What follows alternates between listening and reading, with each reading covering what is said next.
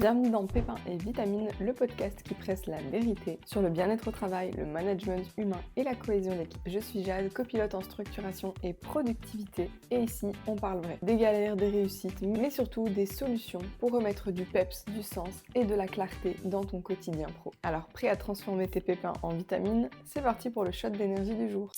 Vendredi dernier, on a terminé la première semaine de shot de rentrée et on a terminé avec un récap complet de la semaine. Et je t'ai proposé de faire le quiz CEO pour justement découvrir ton fonctionnement en organisation. Si tu l'as fait ce week-end, tu sais que ce que je vais te raconter aujourd'hui va particulièrement te parler. Aujourd'hui, je vais te parler de quelque chose que je vois systématiquement chez les entrepreneurs, les entrepreneuses les plus créatifs, les plus visionnaires. Tu as 1000 idées, 1000 projets en tête. Tu démarres tout avec une énergie qui déborde, avec une énergie de dingue, et puis ça retombe. Ensuite, le projet traîne, passe derrière un autre projet plus excitant. Et 6 mois plus tard, tu as 12 chantiers ouverts et 0 terminé. Si ça te parle, je vais pas te faire la morale parce que c'est pas un problème de discipline, c'est un problème de structure. Et crois-moi, ça change tout de le voir comme ça. Et je sais de quoi je parle parce que c'est mon problème numéro 1 que je dois travailler constamment. Je pense par exemple à ma cliente qui était venue me voir avec, sans mentir, je crois 7 projets ouverts. Une refonte de site, un nouveau programme, une série de contenus, un partenariat et j'en passe. Aucun n'était terminé. Elle se trouvait trop paresseuse, incapable de se concentrer. Mais on s'est rendu compte qu'elle était en fait très productive parce qu'elle avait avancé un petit peu sur tous ses projets. Simplement, rien n'était poussé jusqu'au bout. Parce qu'elle rebondissait systématiquement sur l'idée suivante dès que l'énergie du début retombait. Et en fait, ce qui se passe concrètement, c'est que quand tu as une idée, un nouveau projet, ton cerveau va libérer de la dopamine. Cette dose-là, elle est énorme au démarrage. Mais dès que le projet il rentre un peu dans une phase intermédiaire, celle où il faut faire des tâches répétitives, un peu ingrates, cette dopamine, elle va diminuer. Et si à ce moment précis, tu as une nouvelle idée qui va venir pointer le bout de son nez, eh bien, elle va t'offrir exactement la dose de dopamine qui te manque. Résultat, tu vas sauter sur cette nouvelle idée et l'ancien projet, il va rester en plan. Donc le problème, c'est pas que tu manques de volonté, c'est juste que rien aujourd'hui dans ton organisation actuelle ne t'aide justement à passer à travers cette phase intermédiaire, cette phase du milieu, la moins excitante mais la plus décisive. Et plus un projet a de la valeur à tes yeux, et plus cette phase intermédiaire, elle va être longue. Ça explique au final pourquoi tes projets les plus ambitieux, ceux qui pourraient vraiment faire une différence dans ton entreprise, ils restent en plan. Alors voilà ce que je te propose de tester dès aujourd'hui. Prends les 2 ou 3 projets qui sont un peu en stand-by depuis un moment, et pour chacun de ces projets, réponds à une seule question. Concrètement, quelle est la prochaine action, celle qui prend moins de 30 minutes, mais qui pourrait faire avancer ce projet d'un cran? Ce que tu vas remarquer, c'est que la plupart du temps, si un projet traîne, c'est que tu n'es pas au clair avec la prochaine étape à réaliser, et que cette prochaine étape, au final, n'est pas claire dans ta tête. Elle est floue, elle est énorme, elle te demande de réfléchir avant même de commencer à agir. Cette friction-là qui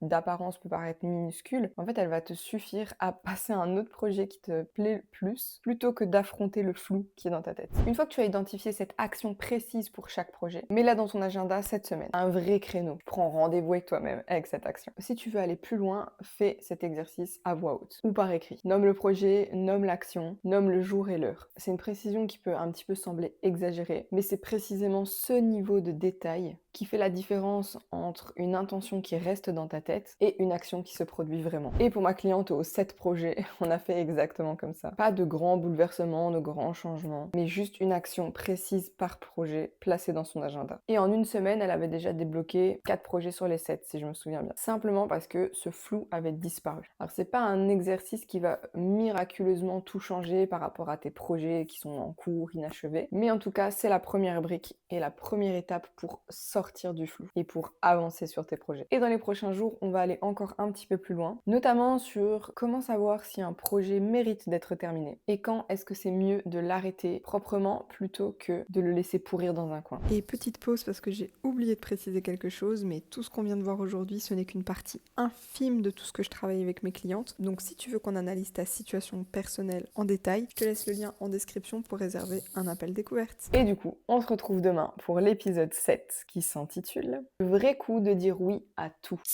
Merci d'avoir écouté cet épisode de Pépins et Vitamines et plus précisément de Shot de rentrée. Si cet épisode t'a plu, n'hésite pas à le partager à une copine entrepreneuse, à un business partner pour lui donner un petit coup de boost justement s'il bloque sur ses projets. Et pour encore plus de pépites vitaminées, retrouve-moi sur LinkedIn, sur Instagram ou abonne-toi à ce podcast pour ne louper aucun épisode. Et souviens-toi, chaque action compte pour transformer ton environnement de travail en un espace plus humain, plus vivant et plus motivant. À très vite pour un nouveau shot d'énergie et d'ici là, prends soin de toi et de ton équipe.